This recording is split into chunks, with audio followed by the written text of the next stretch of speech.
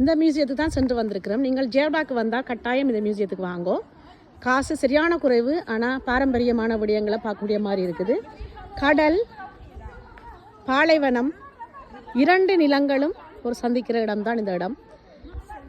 4 நிலங்கள் எங்கள் நாட்டில் இருக்குது. பாலைவனம் எப்பாவது இருக்கா தான் எங்கள் இடத்துல மாறும், வெயில் அதிகமானால், கோடை வெயில் அதிகமானால். ஆனால் கடலுக்கு அருகில் பாலைவனம், 2 நிலங்களும் தொடுது.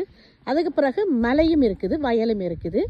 ஆகவே கிட்டத்தட்ட 4 நிலங்கள் கொண்ட ஒரு நிலமாக இருக்குதுன்னு சொல்லலாம். ஆனால் காடு இல்லைன்னு நினைக்கிற நேரத்தில் எனக்கு தெரியலை, நான் பார்க்கல காடு இருக்கான்னு தெரியலை. இந்த நிலத்தில் 4 நிலங்கள், பாலைவனம், நெய்தல், பாலை, மருதம், குறிஞ்சி, நெய்தல், பாலை, மருதம், குறிஞ்சி என்று 4 நிலங்களும் இருக்குது. முல்லை மட்டும் இருக்காதுன்னு நினைக்கிறேன் இந்த நிலத்தில்.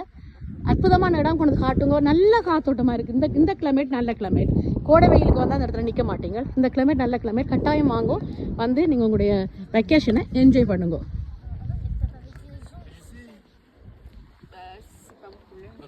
லவன், எப்படி இருந்தது மியூசியம்? உங்களுக்கு பிடிச்சதா? ரசனா, எப்படி இருந்தது மியூசியம்? நல்லா இருந்தது. லயனா, உங்களோட கருத்து? நீங்கள் என்னென்ன பார்த்தீங்க? உங்களுக்கு ரவினா, உங்களோட மியூசியம் எப்படி இருந்தது? நல்லா இருந்தது. என்னென்ன பார்த்தீங்க இந்த மியூசியத்தில்? உங்களுக்கு பிடிச்ச ஒரு முக்கியமான விடயம் சொல்லுங்கள். ஒரு முக்கியமான, ஒரு ஆக்கள் ஒரு மியூசியம் முக்கியமான விடயம்.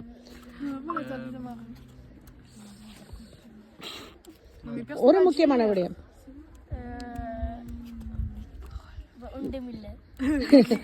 லவன் வாசலை வரைக்கும் அதில் ஒரு கொப்பி ஒன்று இருந்தது.